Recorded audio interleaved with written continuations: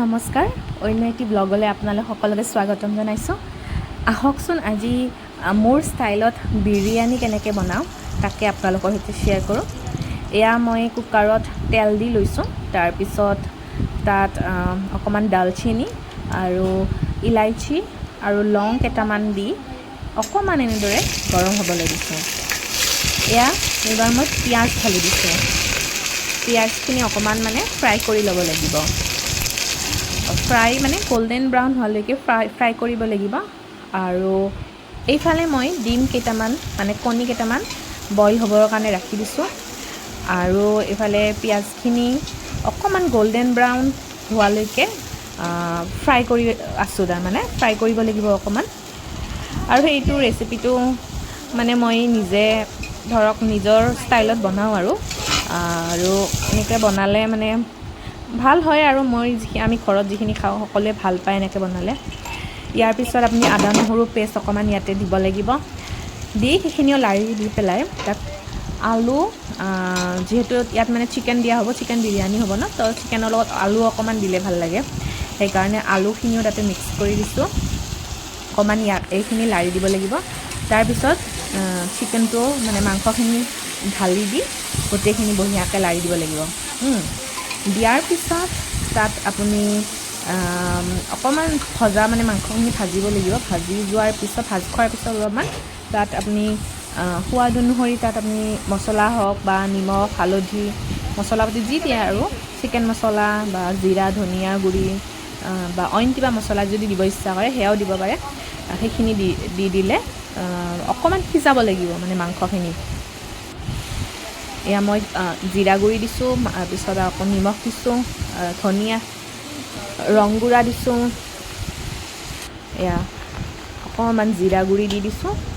তাৰপিছত জিৰা গুড়ি দিয়াৰ পিছত ইয়াত অইন মছলা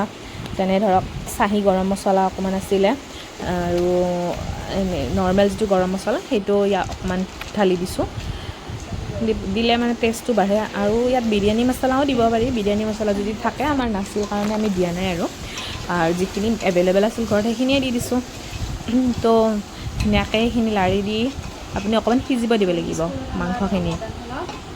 মানে কুকাৰৰ ঢাকনিখন ওপৰত এনেই আৰু কুকাৰ মানে চিট ভালকৈ মাৰি দিব নালাগে এনেই জাষ্ট ঢাকনিখন লগাই দি মাংসখিনি অকণমান সিজাৰ পিছত এনেদৰে মাংসখিনি ওলাই ল'ব লাগিব এখন কাঁহী বা প্লেট এখনত আপুনি মাংস যিখিনি ভাজিছে বা মছলাখিনি মিক্স কৰি এইখিনি মাংস আমি ভাজিছোঁ সেইখিনি গোটেই নহয় অলপ ওলাই ল'ব লাগিব আৰু মানে কুকাৰটোত অকণমান ৰাখিব লাগিব তাৰপিছত চাউলখিনি কিন্তু ধুই পেলাই অকণমান সময় ভিজাই থৈ দিব লাগিব সেই চাউলখিনি ওলাই পেলাই যিখিনি আমি তাতে মাংস থৈছিলোঁ তাৰ ওপৰত প্ৰথমতে অকণমান চাউল দি এনেকৈ গোটেইখিনি স্প্ৰেড কৰি দিব লাগিব ধুনীয়াকৈ মাংসখিনি বহলাই দিব লাগিব তাৰপিছত এয়া ধুনীয়াকৈ দেখিছেনে কি ধুনীয়াকৈ মই এনেকৈ দিছোঁ ইয়াৰ ওপৰত আৰু অলপমান মাংস বা মাংসৰ মছলা দি দিব লাগিব আকৌ ইয়াতে এইবাৰ চাউল আমি বাচমতি চাউলে ব্যৱহাৰ কৰিছোঁ যিহেতু বাচমতিটোৰ টেষ্টটো বেছি উঠে বেলেগ চাউলো ব্যৱহাৰ কৰিব পাৰে কিন্তু বাচমতিটোৰ মানে সোৱাদটো বেছি উঠে আৰু পূৰা অথেণ্টিক টেষ্টটো আহে আৰু চাউলখিনি দি পেলাই এনেদৰে গোটেইখিনি এনেকৈ বহলাই দিব লাগিব আৰু চাউলখিনি ধুনীয়াকৈ মিক্স কৰি দিব লাগিব এয়া আকৌ এবাৰ মানে মাংস দিব লাগিব বা মাংসৰ মছলা দিব লাগিব মানে লেয়াৰ ৱাইজ দিব লাগে এই বস্তুটো এটাৰ ওপৰত আনটো লেয়াৰিং কৰি পেলাই তো মই এনেকুৱাকৈ বনাওঁ আৰু চিম্পলকৈ ঘৰতে তাৰপিছত আকৌ চাউল যিখিনি ৰৈছে বাকী সেই চাউলখিনি দি লাষ্টত যিখিনি মছলা বা মাংস ৰয় সেইখিনি ওপৰত দি দিব লাগে আপুনি পিঁয়াজ বেছিকৈ ভাজি পেলাইও দিব পাৰে অকণমান গল্ডেন ব্ৰাউন কৰি পেলাই ভাজি পিঁয়াজখিনি দি দিব পাৰে তাত মই আৰু এক্সট্ৰাকৈ দিয়া নাই আৰু তাৰপিছত অকণমান ঘি দি দিব আৰু দিয়াৰ পিছত পানী দি দিলে পানীটো বেছি দিব নালাগে যিহেতু চাউলখিনি ভিজাই থোৱা হয় ন বেছি গলি যাব সেইকাৰণে পানীটো অকণমান কম পৰিমাণত দিব লাগিব তাৰপিছত ইচ্ছা কৰিলে আপুনি তাত জ্বলা দিব পাৰে মই জ্বলা দিয়া নাছিলোঁ আৰু ধনিয়াৰ পাত দিব পাৰে অকণমান কচুৰি মিঠিও দিব পাৰে দিয়াৰ পিছত আপোনাৰ এয়া বিৰিয়ানী ৰেডি হৈ যাব দেখিছেনে দেখিবলৈ ইমান ধুনীয়া হৈছে খাবলৈ বৰ সোৱাদ লগা হৈছিল বিৰিয়ানীখিনি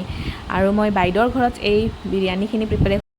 আমাৰ চাংকুমণি দুয়োটাই বহি পেলাই খাইছে, খুব এনজয় কৰিছে বিৰিয়ানীখিনি খাই। চাংকুটো বৰ ভাল পাইছে খাই পেলাই, তাৰ মানে ডিমাণ্ডতে মই আজি বিৰিয়ানীখিনি বনালোঁ, সি ভাল পায়। গতিকে কেনেকুৱা লাগিছে ভিডিঅ'টো চাই আপোনালোকে কমেণ্ট কৰি